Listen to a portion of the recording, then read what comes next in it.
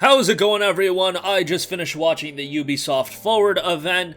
As of recording this video, the video will probably be Sunday when it goes up, so you guys are watching this a day after me watching it, but you get the idea. I am fresh off watching it, so everything is fresh in my mind. We did not get a new Splinter Cell. We did not get a lot of those franchises that you guys want to see. No Beyond Good and Evil 2. No update on anything Prince of Persia related. We know that the Sands of Time remake wasn't going to be at the event. That's going to be coming in 2022, but there was focus on some titles. Some titles did jump out at me, and I did think they looked pretty cool. However, I think overall, the games that people really wanted to see weren't really there, and there were titles that it's obvious that Ubisoft, a part of their business, is moving in a different direction where they are trying to promote, various subscription services, and they are trying to promote games that are going to have long-lasting appeal, and they can monetize it for a very long time, and I can understand what they're doing from that standpoint. However, for the person like me that does want their standard $60 experience and wants that Splinter Cell, wants that Beyond Good and Evil 2, maybe we are left out in the dust a little bit. However,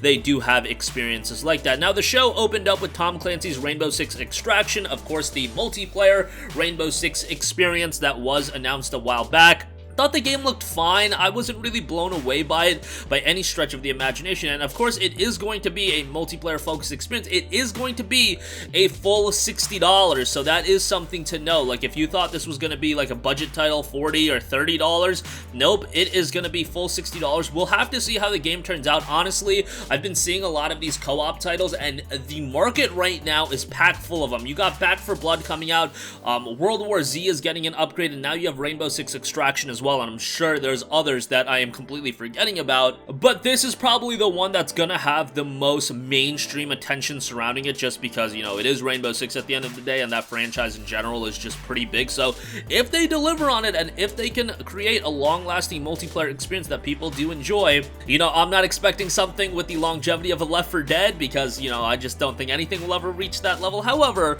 Rainbow Six Extraction does have some potential, and we'll see how it turns out. Just $60 price tag is a little bit hard to stomach, but you guys let me know what you think of that. I'm not going to go through everything, but a couple of other games that did stand out to me. Riders Republic is going to be a game that's coming out this year. I believe they said September 3rd. Don't quote me on that. However, it's going to be September, and it's one that I think has quite a bit of potential. Now, they are going for the route of including a bunch of different activities and essentially riding activities.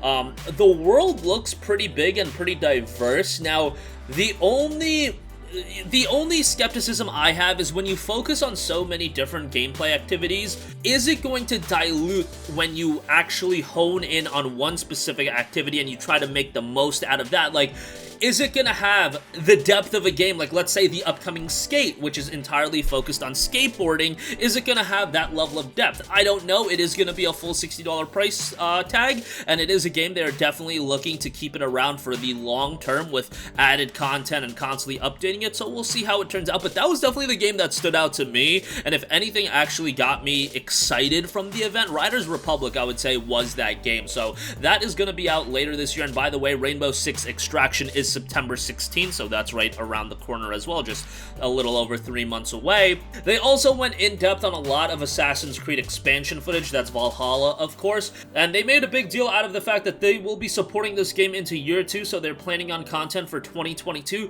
That's cool and all. I played AC Valhalla. I thought it was alright. You guys know me, how I am kind of disenfranchised with this new form of Assassin's Creed. Look, I get it. They want to make a game that's really big, that's really engrossing for a long period of time. These games are just way too long. They have way too much content, and it's not about just content. I need engaging content. I need content that I'm really going to get myself invested into. If you get invested into AC Valhalla, points to you, but I would rather the more concise AC2, AC4, AC Brotherhood experience rather than these grandiose experiences that, you know, I just don't get attached to anything in the world anymore. Yes, it's a gigantic open world, but to me, the content in the game isn't that meaningful. You guys may disagree, And I played Valhalla, and I had a pretty good time with it, and if you can get it on the cheap, you know, sub $30, I still recommend it, but just adding content, it's not going to be something that I'm going to be jumping back into over and over again to experience all this content coming out, and they're rolling out a lot of content, and they're rolling out even more content in 2022, so this game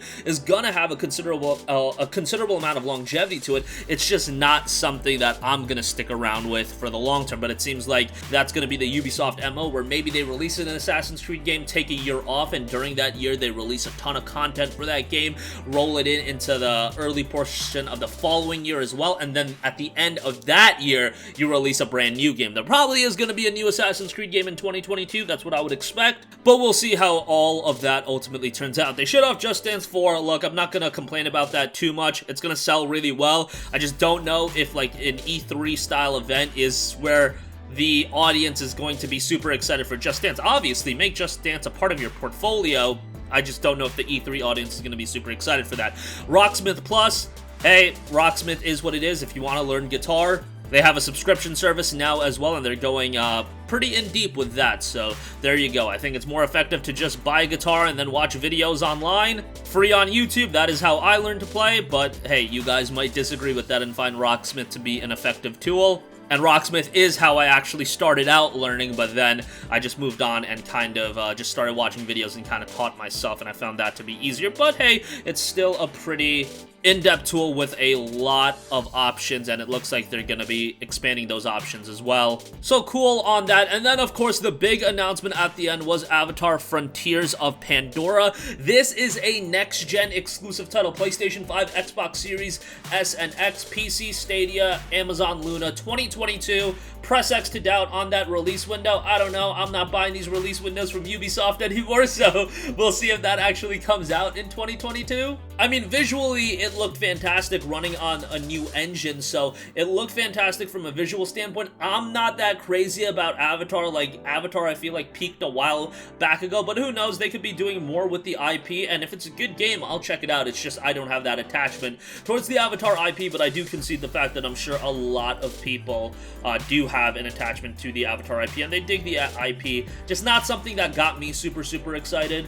But hey, what we saw from a visual standpoint did look quite good. But when we're talking about release windows that's not early 2022 and it's the entirety of 2022, let's get closer to, you know, seeing more of the game, and then, you know, somewhat deep into 2022, let's hope that they can get a release date, because, you know, we've been seeing a lot of these release windows just not panning out, so I'm still a little bit skeptical. You know, there's games like Skull and Bones that we just don't know anything about at this point, or what the status of the game like that is, so you have to take things with a grain of salt. Beyond Good and Evil 2 is another game like that, so, you know, Avatar could go the way of those games. Hopefully it doesn't, and hopefully it sees a smooth release and is a very successful game, because this is the type of experience I want.